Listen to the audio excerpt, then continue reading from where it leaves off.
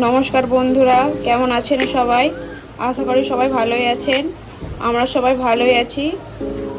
আজকের recipe mushroom কারি বানানোর জন্য নিয়ে নিয়েছি মাশরুম, আলু, টমেটো, পেঁয়াজ, কাঁচা লঙ্কা, আদা রসুন পেস্ট করা আছে, সেই জন্য সেটা দেখালাম না, মশলার সময় দেখাবো। এগুলো কেটে নিয়ে আসছি, দেখতে থাকুন আজকের রেসিপি। সব কিছু কাটা হয়ে গেছে, কেটে ধুয়ে নিয়েছি। ধুয়ে নিয়ে এদিকে কড়া বসিয়ে দিয়েছি। কড়া বসিয়ে কড়াটা গরম হোক, তারপরে এক এক করে আলু, মাশরুম সব ভেজে নেব। কড়াই গরম হয়ে গেছে, কড়াইয়ের মধ্যে দিয়ে দিচ্ছি তেল।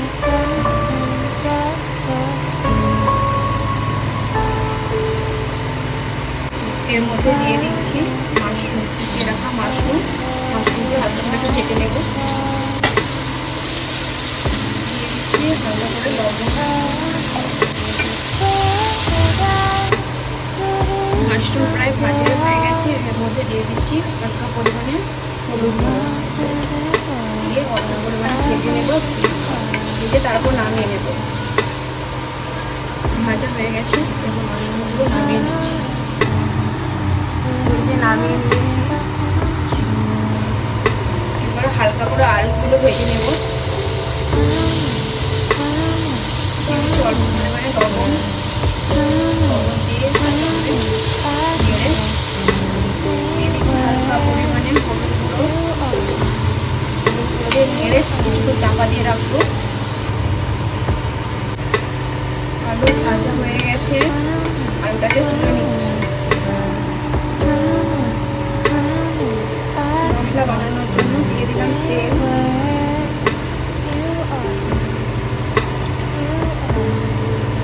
তেল গরম হয়ে গেছে, দিয়ে দিচ্ছি গোটা জিরে, তেজপাতা, অল্প পরিমাণে দারুচিনি দিলে সবজিটার টেস্টটা একটু অন্যরকম হয়, ভালো লাগে খেতে।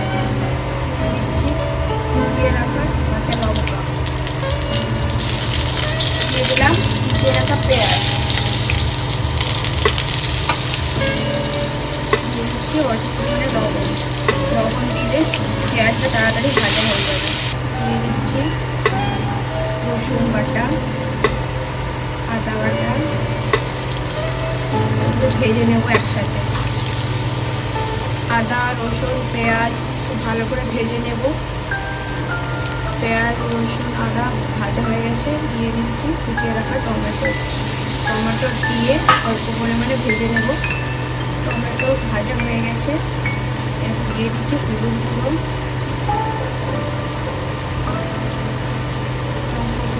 আপনারা ঝালটা পরিমাণ মতো দেখে দেবেন, যে যেমন ঝাল খায়। আমি 1 চামচে দিলাম, আমরা একটু ঝাল বেশি খাই, সেই জন্য একটা করে ভেজে নেব। ভেজে নিয়ে জল দিয়ে দেবো।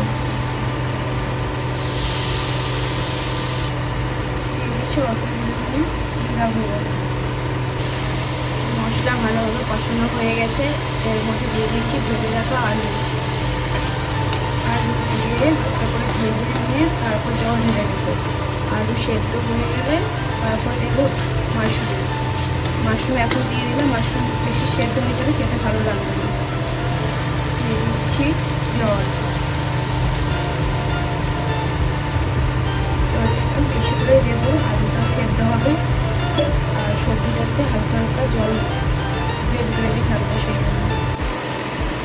আলু ভালোভাবে সেদ্ধ হয়ে গেছে, এর মধ্যে দিয়ে দিচ্ছি ভেজে রাখা মাশরুম।